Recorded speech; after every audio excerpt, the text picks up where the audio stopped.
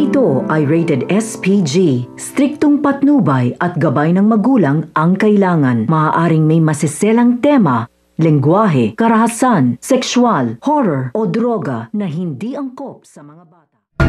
Matapos nga ang kasalan dito nga nila Mokang at ni Ramon ay magbabago na nga ang kapalaran nga nito ni Mokang, kung saan pati na nga rin ang kanyang mga magulang ay magiging maayos na nga ang buhay dahil na nga rin sa ngayon nga siya na nga ang reyna dito nga sa mansyon ng mga Montenegro. At dahil dito ay pupunta naman nga sila rito nga sa Quiapo dahil gusto nga balikan nga nito ni Mokang kung saan nga siya nagmula.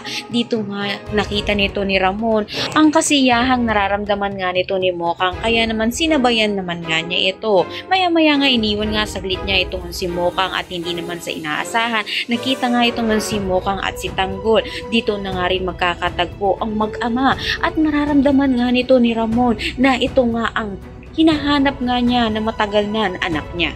Mapakatutukan nga natin ang unang pagtatagpo nga ng mag-ama at paano nga ba tatanggapin nga nito ni Tanggol na itong napakasalan nga nito ni Mokang ang tunay nga niyang ama. Ang lahat ng iyan abangan natin. Maraming salamat sa iba.